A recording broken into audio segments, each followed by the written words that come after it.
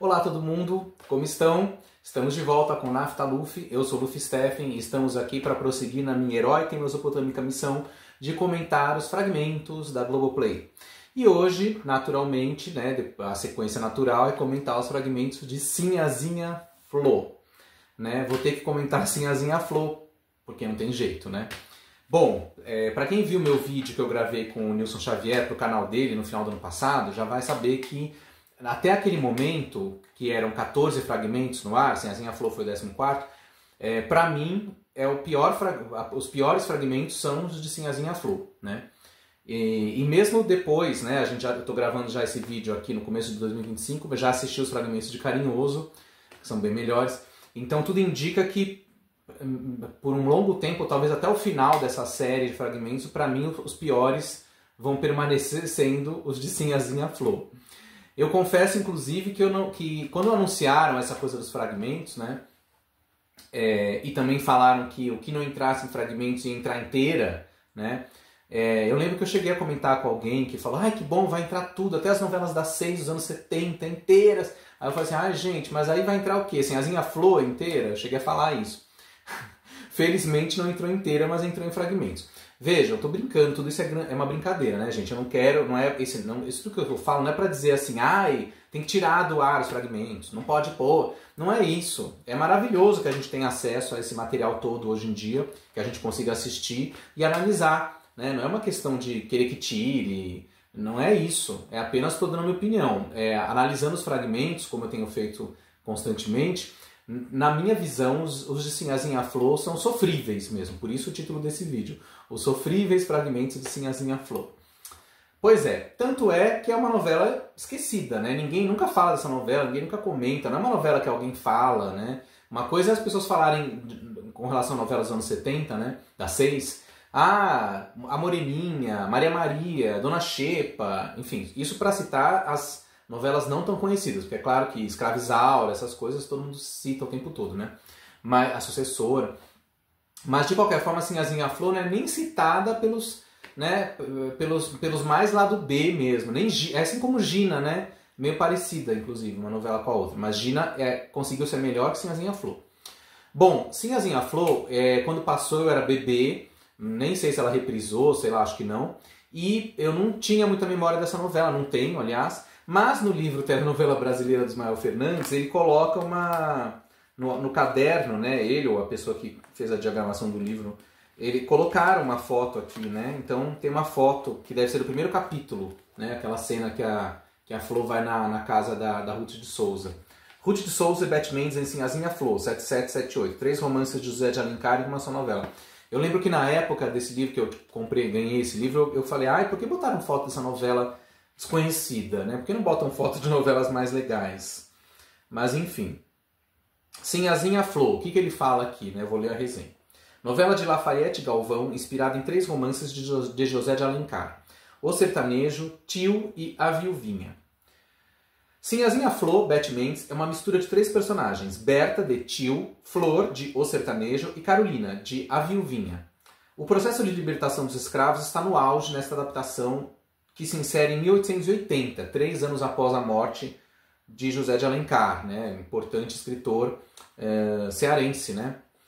Outra preocupação da novela era mostrar os primeiros passos para a emancipação da mulher. 3 personagens femininos empreendem esta luta. Flor, Chiquinha, Thaís de Andrade e Clotilde, Luísa Raso. Na verdade, a transposição de 3 romances em uma só novela não teve o resultado esperado, mais pelos excessos de situações não tão bem alinhavadas do que pelo trabalho do autor em relação aos personagens. Ao mesmo tempo, desenvolvia-se a novela de aventura com estilo capa-espada, as campanhas abolicionistas, os romances da corte colonial e as tramas paralelas de cada foco. Por aí percebe-se que a união de um romance urbano com 2 regionalistas não serviu de forma satisfatória para comemorar o centenário da morte de José de Alencar. Quer dizer, escolheram fazer uma novela baseada em José de Alencar porque era 100 anos da morte dele, né? Morreu em 1877, a novela estreou em outubro de 77, 18 horas na Rede Globo. De 25 de outubro de 77 a 28 de janeiro de 78, ou seja, 3 meses no ar. Bom, naquela época as novelas das 6 eram curtas mesmo, né? Duravam 2, 3, 4 meses mesmo. Então não é essa a questão, né? Foi curta porque era o tamanho padrão da época. Mas o que a gente vê nos fragmentos, que são 6 capítulos, né, os dois primeiros, os 2 do miolo e 2 do final, eu acho lamentável. Acho que a novela realmente não funcionou. Mas para começar, vamos falar do autor, Lafayette Galvão. No livro do Ismael Fernandes não tem uma resenha para ele. Por quê? Então, por que o Ismael não fez uma resenha para o Lafayette Galvão? Porque o Lafayette não era autor de novela, na verdade, né? Ele era um ator, dublador, roteirista, escritor, mas de novela mesmo acho que ele só escreveu essa, né? Então, aparentemente parece que é mais um quebra-galho, né? Ele virou o autor dessa novela e foi conduzir essa novela, inclusive ele fazia parte do elenco, né? Fazendo o papel de Januário, né?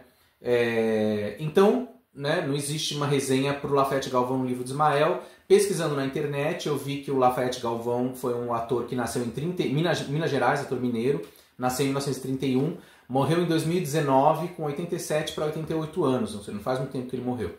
E teve uma carreira bastante forte na dublagem mesmo, inclusive como ator, foi mais dublador do que ator. Eu acredito que a intenção dele era boa, mas não rolou, né? Porque o que a gente vê nos fragmentos desde o primeiro capítulo é uma coisa tão esquisita, né? Eu acho que os atores, no geral, estão mal escalados para os papéis, né? Talvez os atores foi uma escalação ruim. E mesmo os atores que estão adequados aos personagens não funcionam direito, né? A impressão é que estão mal dirigidos, ou que o texto é ruim mesmo, ou então até eu diria que eles estão desinteressados daquilo. Às vezes eu tenho a impressão que os atores estão fazendo tudo no piloto automático, com algumas exceções, né? Não estão interessados naquela história, né? Estão batendo ponto. A impressão que dá é essa, assim, não tem muito, né, assim, tudo muito esquisito, esses atores. A Beth Mendes, que é uma atriz ótima, que a gente sempre gosta, tá chata, né, a personagem é chata, ela tá chata.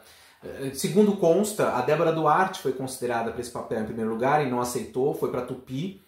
Será que foi por isso que ela foi para Tupi? Tipo, a Globo queria obrigar ela a fazer a novela, ela falou, não quero fazer de jeito nenhum, vou para Tupi então. E foi para Tupi fazer a novela O Profeta. Depois da Débora Duarte, qual foi a outra atriz pensada para o papel? Depois da Débora Duarte foi a Elizabeth Savala, coitada da Savala, né? Ainda bem que ela não aceitou também. Ela teve sorte e optou por O Astro, que estreou logo depois, né? No final de 77, e foi um grande sucesso, né? Então, e aí acabou o papel na mão da Beth Mendes, coitada. Eu não sei se ela não conseguiu fazer alguma coisa ali, ficou muito estranho, né? Então, o Eduardo Tornag é um ator bom, né? Não é ruim nem bom. Tem gente que reclama, que diz que um problema desse personagem é que ele é um mestiço, né? Então, quer dizer, ele é filho de um branco com uma escrava, que no caso é o personagem da Ruth de Souza, ou uma pessoa que estava escravizada, e portanto ele tá branco demais, de olho azul e tudo, para ser um mestiço. Essa questão, que já se discutiu muito, e hoje isso é super, né? Tá na ponta da lança do negócio, é a mesma coisa da escravizaura, né? O Gilberto Braga, por exemplo, já diz que preferia uma atriz mais morena do que a Lucélia Santos, mesmo a escravizaura sendo branca, né? Ela é branca, né? Tanto é que ela se passa né? Ela foge de lá e vai fingir que não é escrava numa outra cidade, enfim. Então ela é uma branca, isso é ponto pacífico. Mas o Gilberto Braga achava que a Lucélia Santos era branca demais para fazer Isaura. Ele preferia uma atriz branca, mas mais morena, né?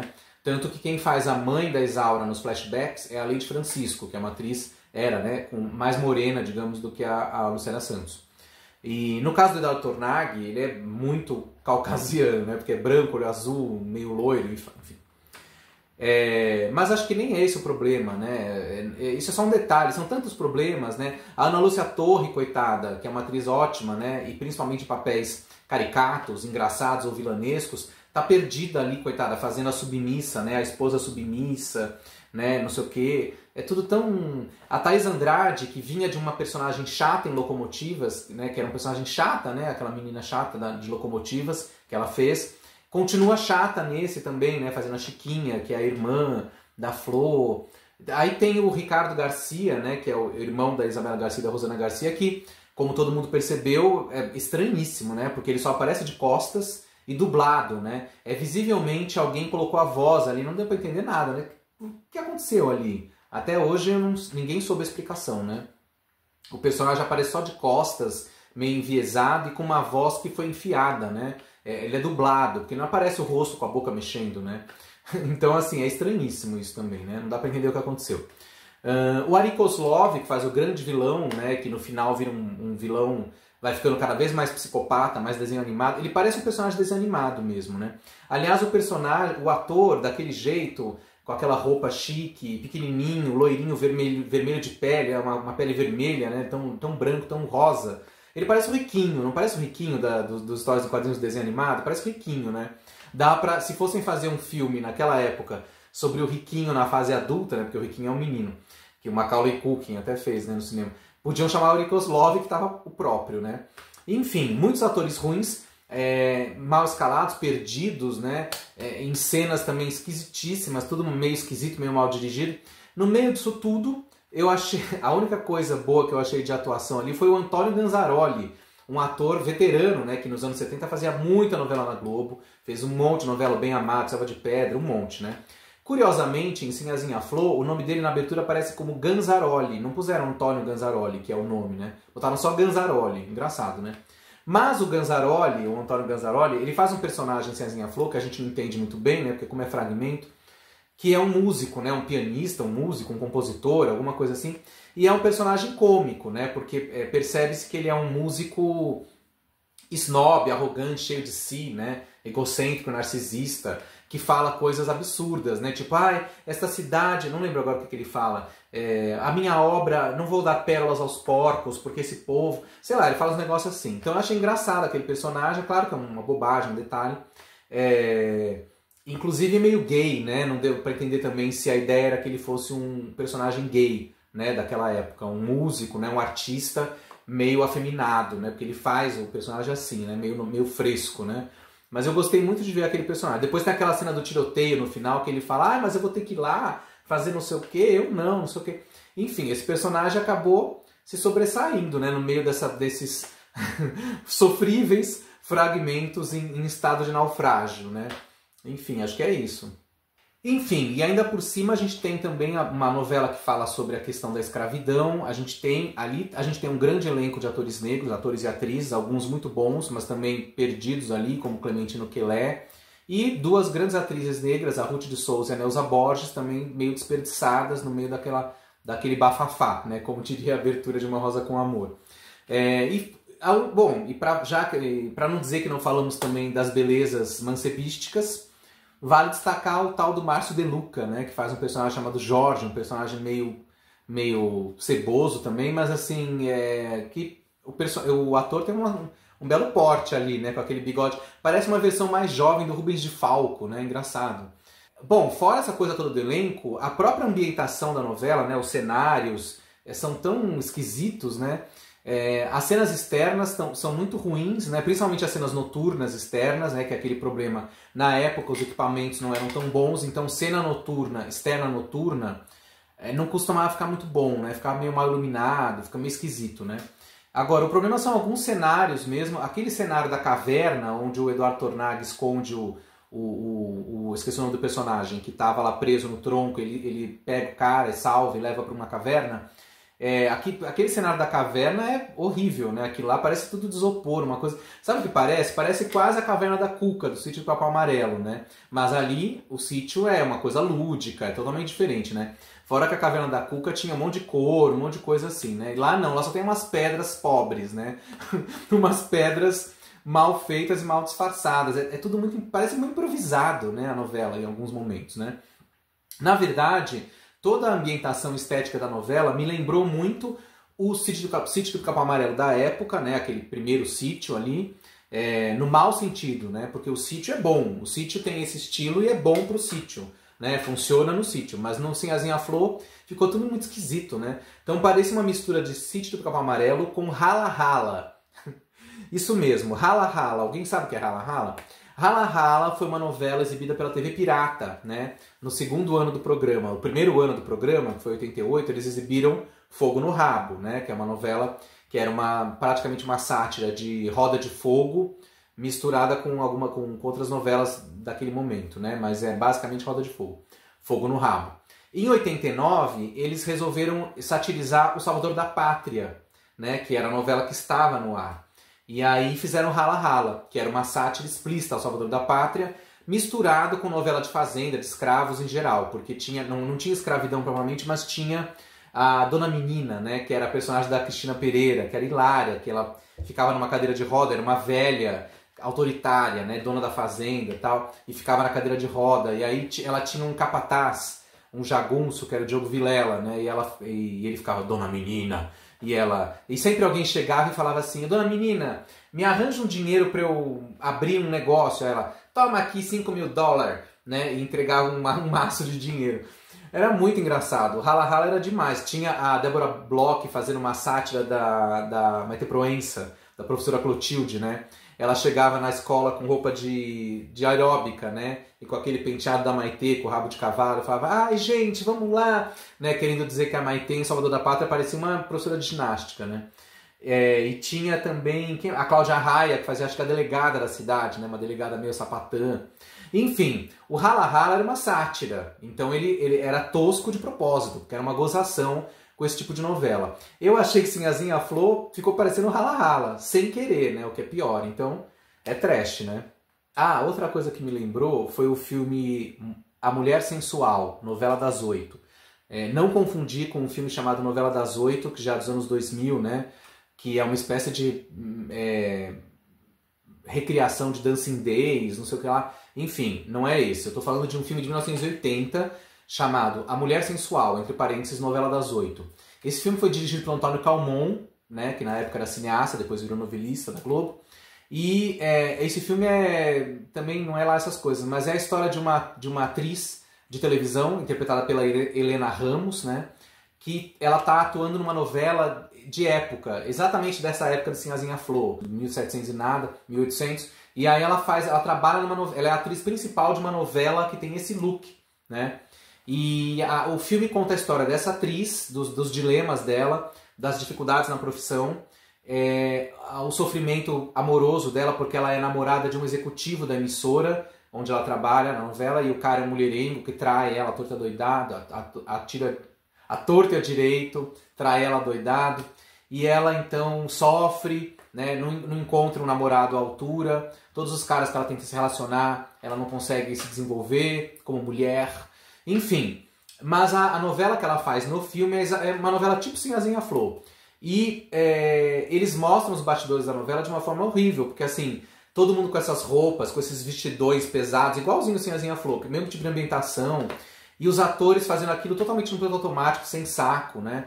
E aí tem uma trama paralela no filme que tem duas atrizes que são coadjuvantes no filme, e elas têm inveja da personagem da Helena Ramos, que é a principal. E elas querem ferrar ela, puxar o tapete dela, né? Uma dessas atrizes é a Alcione Mazeu, que faz o papel de uma mazinha, e a outra eu não lembro quem é. E tem a Maria Pompeu, que é uma atriz mais velha, que está no elenco, que ajuda a Helena Ramos, que fala, você tem que ser forte, porque aqui é um querendo matar o outro mesmo, os bastidores são super venenosos. E aí tem isso tudo, assim. Então na novela, essas personagens, que são personagens contemporâneos daquele momento, de 1980, estão fazendo uma novela de época.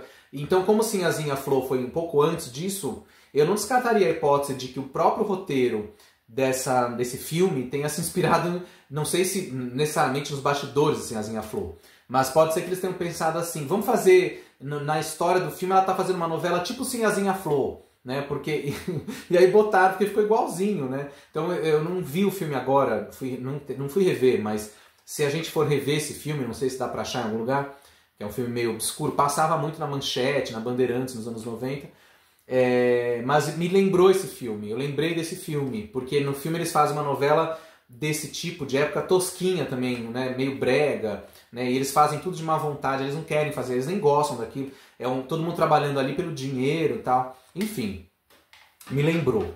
É isso, quem quiser assista.